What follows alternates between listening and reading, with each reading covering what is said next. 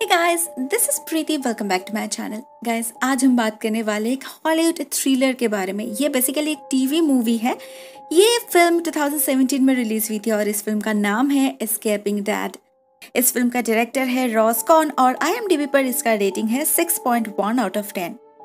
ये कहानी है एक ऑलमोस्ट पिक्चर परफेक्ट फैमिली के बारे में। डैरेन, एरिन और उनके दोनों बच्चे एमी और चार्ली। डैरेन एक काफी पावरफुल पॉलिटिकल फिगर है, तो पैसे के साथ साथ समाज में उसका सम्मान भी बहुत है। वो अपने पत्नी एरिन से बहुत प्यार करता है। भले ही ये एरिन की दूसरी शादी है, भले ही एमी उसकी अपनी बेटी नहीं, फिर भी वो बिल्कुल अपने बेटे चार्ली की तरह उसका भी ख्याल रखता है। आज उनका 10th मैरिज एनिवर्सरी है।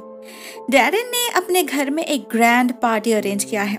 उसके कलीग्स के साथ साथ शहर के और भी कई सारे जाने माने लोग आए हैं इस पार्टी में। सभी इस परफेक्ट कपल की तारीफ कर रहे हैं। डैरेन और एरिन भी काफी खुश लग रहे हैं, लेकिन एक पॉइंट पर हमें डैरेन की कुछ हरकतें अजीब लगती हैं। उसका एक कलीग एरिन के बारे में कुछ कमेंट करता है, कोई नेस्टी सा नहीं, बिल्कुल नॉर्मल सा। वो कितनी खूबसूरत है, सब कुछ कितना इजीली संभाल लेती है। इसे सुनते ही डैरेन सीरियस हो जाता है। कहता है वो एक हाउसवाइफ ठीक है, इससे ज्यादा और कुछ उससे होता नहीं। भले ही वो इसे कैजुअली कहता है, लेकिन उसका इंटेंशन क्लियर था। वो एरिन को नीचा दिखाना चाहता था, जो कि बिल्कुल भी नॉर्मल नहीं है। शायद उसके इस बर्ताव से उसके कलीग्स भी यूज्ड टू है। कोई कुछ भी रिस्पॉन्स नहीं करता। कुछ देर बाद ही वो एरिन को ऊपर ले जाता है कुछ बातचीत करने के लिए, और तभी हमें उसका असली रूप देखने मिलता है। पता चलता है उनके इस रिश्ते के असलियत के बारे में। इन रियलिटी ये जो उसका प्यार है, अपने परिवार के प्रति केयर है, ये तो सारा दिखावा है। असल में तो डैरेन एक एरोगेंट, ओवर पोजेसिव, कंट्रोलिंग और अब्यूसिव हस्बैंड है। वो एरिन पर चिल्लाता है क्यों उसके बेटी ने वो ड्रेस नहीं पहनी जो डैरेन ने उसके लिए खरीदा था, क्यों वो पार्टी में एक झल्ली सी ड्रेस पहनकर उसका इमेज खराब कर रही है, और क्यों एरिन ने उसके मना करने के बावजूद रेड लिपस्टिक पहनी है। इस पॉइंट पर हमें पता चलता है कि एरिन डैरेन के हाथ का पुतला है। वो वही करती है जो डैरेन उसे करने के लिए अलाउ करता है, वही कहती है जो डैरेन उसे बोलने के लिए कहता है। इनफैक्ट उसके ड्रेस, मेकअप तक डैरेन ही सिलेक्ट कर देता है, जिसे ना मानने पर एरिन को और ज्यादा ह्यूमिलिएशन का शिकार होना पड़ता है। जैसे अभी डैरेन अपने रुमाल पर थूकता है और उससे ही एरिन के लिपस्टिक क्लीन करता है। उसके बाद उसे फोर्सफुली किस करके अपना प्यार जाहिर करता है। लेकिन ऐसे बिहेवियर को तो किसी भी कीमत पर प्यार कहाँ ही नहीं जा सकता। नेक्स्ट सीन में हम देखते हैं इस बार डैरेन की नजर एमी पर पड़ी है। एमी बैकयार्ड में अपने बॉयफ्रेंड जैक के साथ कुछ कोजी हो रही थी, तो डैरेन उस लड़के को गाली देकर भगा देता है और इसका सारा दोष भी वो एरिन पर ही डाल देता है। ये उसकी परवरिश की गलती है। हम एरिन का वो हेल्पलेस चेहरा देख पाते हैं, समझ पाते हैं वो इस रिश्ते में बिल्कुल भी खुश नहीं, लेकिन वो कर भी क्या सकती है। नेक्स्ट डे वो अपने बेटी एमी से इस बारे में बात करने की कोशिश करती है कि डैरेन और उसके बीच चीजें काफी कॉम्प्लिकेटेड होती जा रही, मगर एमी शायद उसके भावनाओं को समझ नहीं पा रही थी। वो सिर्फ और सिर्फ अपने बारे में ही सोचने लगती है। अगर उसके माँ ने डिवोर्स ले लिया तो वो और ये लैविश लाइफस्टाइल अफोर्ड नहीं कर पाएगी। ये सच एरिन भी जानती है, इसीलिए ही तो वो इतने दिनों से डैरेन को टॉलरेट कर रही। लेकिन बात धीरे धीरे हद से आगे बढ़ने लग गई थी। एमी को कहाँ पता था उसके माँ को क्या क्या सहना पड़ता है। जो पैसा वो खर्च करती है उसका पूरा हिसाब एरिन को देना पड़ता है। यहाँ पर कुछ भी उसका नहीं है। डैरेन उससे हमेशा याद दिलाता रहता है कि ये घर, पैसा, इवन ये सम्मान सिर्फ उसके लिए ही एरिन को मिल रहा है। जब एरिन उसके इस ऑथोरिटी को मानने से इनकार करती है तो डैरेन उस पर हाथ भी उठाता है। एरिन सब कुछ चुपचाप सहन करती है, किसी से कुछ नहीं कहती, एमी से भी नहीं, क्योंकि वो एक टीनेजर है, अपने दुनिया में अपने बॉयफ्रेंड और फ्रेंड्स को लेकर बिजी रहती है। एरिन अपने बेटे से ये सब कुछ छीनना नहीं चाहती और शायद वो समझ भी नहीं पाएगी। डैरेन नहीं चाहता, इसीलिए एरिन कोई करियर भी परस्यू नहीं कर पाई, तो वो डिवोर्स लेकर कहाँ जाएगी। वैसे भी डैरेन उसे डिवोर्स तो नहीं देने वाला। जब उस दिन वो एरिन को धक्का मारकर फेंक दिया था, उसके सर से खून बह रहा था, तो एरिन भी पुलिस में कंप्लेन करने की धमकी देती है, जिस पर डैरेन हंसने लगता है। कहता है वो इस शहर का डिप्यूटी एडमिनिस्ट्रेटर है, कोई एरिन पर बिलीव नहीं करेगा। एरिन को समझ ही नहीं आता वो क्या करेगी, क्या करना चाहिए उसे। नेक्स्ट डे वो अपने बेस्ट फ्रेंड स्टेसी से मिलने जाती है। उसके चोट को देखकर स्टेसी एक बार उससे पूछती भी है, सब कुछ ठीक तो है ना। वो डैरेन को थोड़ा बहुत पहचानती है, उसके टेम्पर को भी जानती है, तो वो एरिन से ये तक कहती है कि अगर कभी भी कोई भी प्रॉब्लम हो तो वो अपने बच्चों को लेकर उसके बोट हाउस में रह सकती है। फिर भी एरिन कुछ नहीं कहती, वो बिल्कुल चुप रहती है क्योंकि वो जानती है ऐसा नहीं हो सकता। लेकिन उसी रात कुछ ऐसा होता है कि एरिन को स्टेसी के प्रपोजल को रिकंसिडर करना पड़ता है। उस रात घर लौटने पर डैरेन उससे कुछ ज्यादा ही सवाल जवाब करने लग जाता है आज के दिन के बारे में। उसने पूरा दिन क्या किया, कहाँ गई, वगैरह वगैरह। एरिन सब कुछ बताती है मगर स्टेसी के बारे में नहीं, क्योंकि डैरेन स्टेसी को सहन नहीं कर पाता था। उन लोगों की शादी में सालों पहले स्टेसी का कुछ अरेंजमेंट्स डैरेन को पसंद नहीं आया था, बिल्कुल बेकार लगा था। इसलिए एरिन बात को घुमाने की कोशिश करती है, लेकिन असल में डैरेन को डस्टबिन में से उस रेस्टोरेंट का बिल मिला था। उसे शक है एरिन कहीं कोई अफेयर तो नहीं कर रही। एरिन उसे अश्योर करते हुए कहती है कि वो एक लड़की थी, उसकी दोस्त, कोई लड़का नहीं। फिर भी डैरेन शांत नहीं होता। वो एरिन पर फिर से हाथ उठाता है, उसे थ्रेट करता है कि अगर एरिन ने कभी भी उससे दूर भागने की कोशिश भी की तो वो उसे और उसके बेटी को मार डालेगा। जब एरिन डर से कांपने लग जाती है तो डैरेन उस हालत में भी फोर्सफुल उससे इंटीमेट होता है। कितना प्यार है ना उसे अपने पत्नी से। नेक्स्ट सुबह एरिन अपने पति के साथ रिकंसाइल करने की कोशिश करती है। उसे ये कहकर शांत करती है कि वो कल फ्रीडा से मिलने गई थी। इससे उस वक्त के लिए डैरेन तो मान जाता है, मगर हम व्यूअर्स समझ नहीं पाते एरिन ने झूठ क्यों कहा। फ्रीडा उनकी कॉमन फ्रेंड है, तो डैरेन बहुत आसानी से पता कर सकता है इस बारे में। होता भी यही है। ऑफिस पहुंचने के तुरंत बाद ही वो सबसे पहले फ्रीडा को कॉल करता है। उसे एरिन पर बिल्कुल भी भरोसा नहीं। उधर हमें एरिन के प्लान के बारे में पता चलता है। वो घर से भागने के डिसीजन ले चुकी है। कल रात के बाद वो बिल्कुल श्योर हो चुकी थी कि यहाँ पर रहना बहुत ही ज्यादा रिस्की है। डैरेन किसी भी वक्त उनकी जान ले सकता है। वो जल्दी से अपने और अपने बच्चों का सामान पैक करती है। दोनों बच्चे ही घर में नहीं थे। एमी गई थी फ्रेंड के घर में स्लीप ओवर में और चार्ली गया था समर कैंप। एरिन साथ में लेती है इन तीनों की पासपोर्ट, कुछ इंपॉर्टेंट डॉक्यूमेंट्स और निकल पड़ती है घर से। लेकिन जाते वक्त वो डैरेन के लैपटॉप का पासवर्ड चेंज करना नहीं भूलती।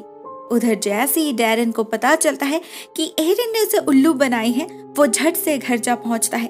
लेकिन तब तक एरिन जा चुकी थी। वो सबसे पहले बैंक जाकर अपने जॉइंट अकाउंट से सारा पैसा विड्रॉ कर लेती है। फार्मेसी जाकर चार्ली के लिए दवाई खरीदती है क्योंकि वो एपिलेप्सी का मरीज है। उसे कभी कभी बहुत सीवियर दौरे पड़ते हैं, तभी इंजेक्शन ना लगाने पर उसकी मौत भी हो सकती है। इसके बाद एरिन एक डिस्पोजेबल फोन खरीदने जाती है एक दुकान में, और उसी शॉप में उसे डैरेन का एक दोस्त देख लेता है। एरिन किसी तरह से वहां से निकलती है, एमी को पिकअप करती है और आगे बढ़ती है समर कैंप की तरफ। बीच रास्ते पर वो अपना और एमी का फोन भी फेंक देती है। एमी कुछ भी समझ नहीं पा रही थी। वो अपने माँ को हजारों सवाल करने लग जाती है जिनके जवाब देने के हालत में एरिन तभी नहीं थी। उधर डैरेन को भी तब तक खेल समझ आ चुका था। वो सबसे पहले अपने लैपटॉप में लॉगिन करने की कोशिश करता है क्योंकि उसने एरिन और एमी के फोन पे एक ट्रैकिंग डिवाइस इंस्टॉल कर रखा है। लेकिन एरिन ने तो पासवर्ड ऑलरेडी चेंज कर दिया है। वो अपना बैंक बैलेंस भी चेक करता है, वो भी खाली है। फाइनली उसे ये भी पता चलता है कि उन तीनों के पासपोर्ट्स भी गायब है और साथ में उसका भी। गुस्से में वो पागल हो रहा था। वो जल्दी से एक ऑफिसर को बुलाता है और एम्बर अलर्ट जारी करने के लिए कहता है। लेकिन एरिन अपने बच्चों को लेकर भाग गई है, इसे तो किडनैप कहा नहीं जा सकता। एम्बर अलर्ट सिर्फ तभी इशू किया जा सकता है जब किसी बच्चे की जान खतरे में हो। ये अलर्ट सभी के फोन पे मैसेज की तरह भेजा जाता है और सभी को इन्हें ढूंढने के लिए रिक्वेस्ट किया जाता है। तो इस केस को जोरदार बनाने के लिए डैरेन अपने पत्नी के खिलाफ एक झूठा एलिगेशन लगाता है। कहता है एरिन उसकी लोडेड गन लेकर भाग गई, जो सरासर झूठ है। उधर एरिन चार्ली को समर कैंप से निकालती है और इधर एम्बर अलर्ट जारी किया जाता है। सभी को पता चल जाता है कि एरिन अपने ही बच्चों को किडनैप करके भाग रही है। हम उसे एक गैस स्टेशन में देखते हैं, जिसके बाद वो अपनी गाड़ी भी चेंज कर लेती है क्योंकि उसे पता है डैरेन इस गाड़ी को आसानी से ट्रेस कर सकता है। ये सेकेंड हैंड कार उसे कुछ ज्यादा ही महंगी पड़ती है। लाभ बस एक ही है, इसका कोई पेपर नहीं, मतलब चाहे भी तो डैरेन उन्हें ट्रेस नहीं कर पाएगा। माइलेज भी काफी ज्यादा है, साथ में नंबर प्लेट भी नहीं, लाइसेंस भी नहीं, तो होपफुली वो लोग आसानी से कैलिफोर्निया तक जा पहुंचेंगे बिना किसी रुकावट के।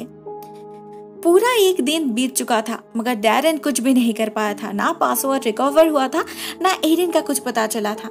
यहाँ पर हमें एक इंटरेस्टिंग बात पता चलती है। शायद इस डैरेन का मेक्सिको में कोई इलीगल कार्टेल बिजनेस है जिसके लिए उसके खिलाफ पिछले कुछ सालों से केस भी चल रहा था। पुलिस को उसके अगेंस्ट एक भी सबूत नहीं मिला, लेकिन उसके पासपोर्ट में मेक्सिको जाने का सारा सबूत है। ये पासपोर्ट ही उसे जेल भेज सकता है, उसका करियर बर्बाद कर सकता है। लेकिन डैरेन इस बात को लेकर बिल्कुल भी टेंशन में नहीं, क्योंकि वो पूरा कॉन्फिडेंट है। एरिन के पास इतना दिमाग ही नहीं कि वो डैरेन को फंसा सके, तो वो सिर्फ और सिर्फ एरिन को वापस पाने के बारे में सोचने लगता है। दूसरी तरफ एरिन अपने बच्चों को लेकर एक मोटेल में जाकर रुकती है जिसकी हालत बहुत ही खराब थी।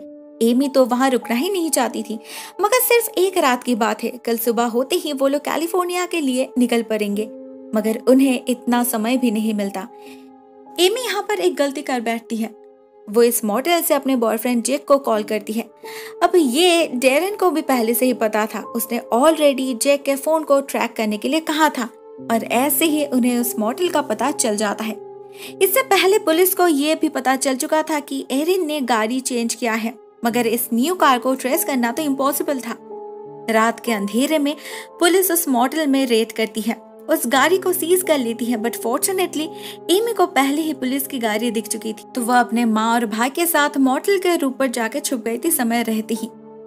पुलिस से तो वो लोग बच गए थे, मगर उनकी गाड़ी जा चुकी थी और पैसा भी, क्योंकि एरिन ने मैक्सिमम पैसा एक गाड़ी में रखी थी सेफ्टी के लिए।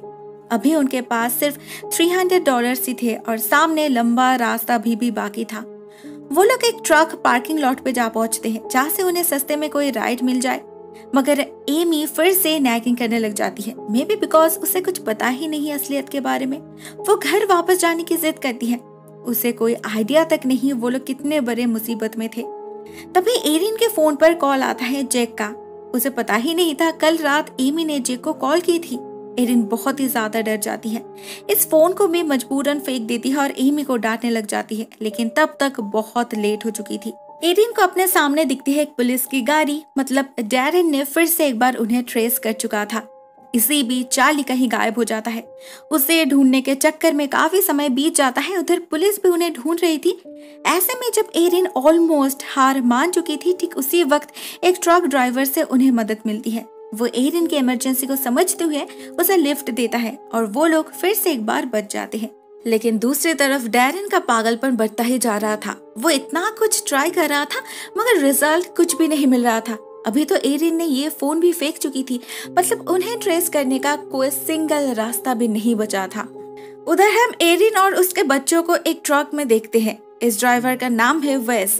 काफी अच्छा है, काफी हेल्पफुल भी। पता नहीं क्यों वो बिना कुछ सवाल किए ही इन लोगों की मदद कर रहा था। वेस उन्हें एक रेस्टोरेंट में खाना खिलाता है और एक मोटेल में भी शेल्टर देता है। रात में एरिन को नींद नहीं आ रही थी, तो वो वेस से बात करने जाती है। उसे अपने प्रॉब्लम्स के बारे में सब कुछ बताती है। वेस उससे बहुत इजीली रिलेट कर पा रहा था, क्योंकि उसके माँ के साथ भी यही हुआ था। उसकी माँ तो भाग नहीं पाई, लेकिन अभी जब एरिन भाग रही है तो वो आखिर तक एरिन का साथ देगा, ये वो प्रॉमिस करता है। बात खत्म करके एरिन रूम में वापस जा नहीं पाती, क्योंकि उसने चाबी रूम के अंदर ही छोड़ आई थी, तो बाकी के रात उसे वेस के ट्रक में ही बितानी पड़ती है। उन्हें बस लगने ही लगा था कि शायद डैरेन से उनका पीछा छूटा, मगर सुबह होते ही उनके लिए एक नई मुसीबत आकर हाजिर हो जाती है। डैरेन टीवी पर सबके सामने एरिन के खिलाफ इंटरव्यू देता है। कहता है एरिन मेंटली इल है, वो कभी कभी वायलेंट हो जाती है, सुसाइडल टेंडेंसी है उसके, और इवन अपने बच्चों को भी उसने मारने की कोशिश की थी। अभी तो उसके पास गन भी है। तो एमी और चार्ली बहुत ही ज्यादा खतरे में है। इस इंटरव्यू को सभी देखते हैं और सभी की रिएक्शन अलग अलग होती है। एमी तो गुस्से में बाहर भाग जाती है, कहती है वो किसी से लिफ्ट लेकर घर वापस चली जाएगी, एटलीस्ट अपने बॉयफ्रेंड के साथ तो वो खुश रह सकती है। असल में आज सुबह एरिन को ट्रक में देखकर उसे लगा एरिन वेस के साथ फिजिकल हुई है। उसे असली वजह तो नहीं पता, डैरेन ये सब फालतू तमाशा क्यों कर रहा है, वो लोग क्यों भाग रहे हैं। उसे लगा कोई छोटा मोटा झगड़ा होगा, तो वो अपने माँ पर और ज्यादा चिल्लाने लग जाती है। तब जाके एरिन उसे सारी बातें बताती है, कैसे डैरेन उस पर हाथ उठाता था, कैसे डैरेन ने उसे लाइफ थ्रेट दिया है। सब कुछ जानकर एमी शांत हो जाती है, लेकिन उधर वेस भी कंफ्यूज्ड हो चुका था। वो एरिन को पसंद करने लगा था, लेकिन डैरेन के बातों से वो सच और झूठ में फर्क नहीं कर पा रहा था। तब एरिन बताती है डैरेन शुरू से ही ऐसा था। उसके अग्रेसिव बिहेवियर के कारण ही चार्ली के जन्म के बाद कुछ सालों तक एरिन पोस्टपार्टम डिप्रेशन का शिकार हो पड़ी थी। उसे दवाई लेनी पड़ी और कुछ दिनों तक फैसिलिटी केयर में भी रहना पड़ा, लेकिन अभी वो बिल्कुल ठीक है। डैरेन उसी बात को घुमाकर सबके सामने पेश कर रहा है। जो हुआ अच्छा ही हुआ, सबके सामने सब कुछ क्लियर हो गया। अभी एमी भी अपने माँ को फुल सपोर्ट कर रही थी। वो लोग फिर से कैलिफोर्निया की तरफ आगे बढ़ते हैं और उधर डैरेन एक नया प्लान हैच करता है। उसके कलीग को लग रहा था एरिन किसी लड़के के साथ तो नहीं भाग रही। इसे सुनकर डैरेन आग का गोला बन जाता है। उसी शाम वो जाता है एमी के बॉयफ्रेंड जेक के घर, उसे डराकर धमकाकर उससे बात उगलवाने के लिए। इसी वक्त हम देखते हैं डैरेन की गन तो उसके पास ही है, जिसे देखकर जेक डर जाता है और कह देता है कि एमी ने सिर्फ उसे इतना ही कहा कि वो लोग स्टेसी के साथ रहने जा रहे हैं। डैरेन अपना शातिर दिमाग फिर से एक बार यूज करता है और सोशल मीडिया से उसे स्टेसी के बारे में पता चल जाता है। ये भी पता चलता है कि उसने रिसेंटली एक बोट हाउस खरीदा है और कैलिफोर्निया में वो लोग रह रहे हैं। बस और क्या चाहिए। डैरेन अपना सामान पैक करता है और किसी से कुछ बिना बताए ही निकल पड़ता है कैलिफोर्निया की तरफ।